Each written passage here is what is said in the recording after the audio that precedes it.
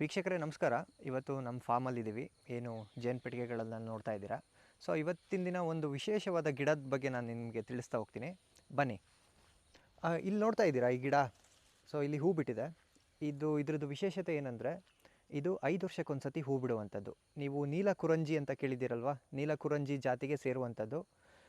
ಇದನ್ನು ಕಾಡು ಗುರಿಗೆ ಅಂತ ಹೇಳಿ ಕರೀತಾರೆ ಲೋಕಲಲ್ಲಿ. ಸೈಂಟಿಫಿಕಲಿ ಇದನ್ನು ಸ್ಟ್ರಾಬಿಲ್ಯಾಂಥಸ್ ಸೀಲಿಯೇಟ ಅಂತ ಹೇಳಿ ಕರೀತಾರೆ. ಸೊ ಏನು ವಿಶೇಷತೆ ಅಂದರೆ, ಇದಕ್ಕೆ ಜೇನುಹುಳಗಳು ತುಂಬ ಬಂದು ಅಟ್ರ್ಯಾಕ್ಟ್ ಆಗುವಂಥದ್ದು. ಇಲ್ಲಿ ನಮ್ಮ ನೋಡ್ತಾ ಇರ್ಬೋದು, ಇಲ್ಲಿ ಹಿಂದೆ ಸುತ್ತಮುತ್ತ ನಮ್ಮ ಬಾಕ್ಸ್ಗಳೆಲ್ಲ ಇಟ್ಟಿದ್ದೀವಿ. ಸೊ ನೋಡಿ, ಇಲ್ಲೇ ಇದೆ ನಮ್ಮ ಮಲೆನಾಡು ಅಥವಾ ನಮ್ಮ ವೆಸ್ಟರ್ನ್ ಘಾಟ್ಸ್ ಭಾಗದಲ್ಲಿ ಇಂಥ ಗಿಡಗಳು 5 ವರ್ಷಕ್ಕೊಂದು ಸತಿ ಹೂ ಬಿಡುವಂಥದ್ದು.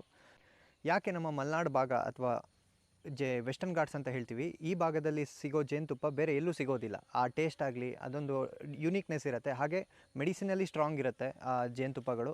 ಸೊ ಹಾಗಾಗಿ ಇಂಥ ಗಿಡಗಳಿಂದನೇ ಅದಕ್ಕೊಂದು ಯುನೀಕ್ನೆಸ್ ಬರುವಂಥದ್ದು. ನಮ್ಮದೇ ಆದಂಥ ಕೈರಾ ಕೂಡ ಇಲ್ಲಿ ವೆಸ್ಟರ್ನ್ ಘಾಟ್ಸಲ್ಲೇ ಪ್ರೊಕ್ಯೂರ್ ಮಾಡಿರುವಂಥದ್ದು.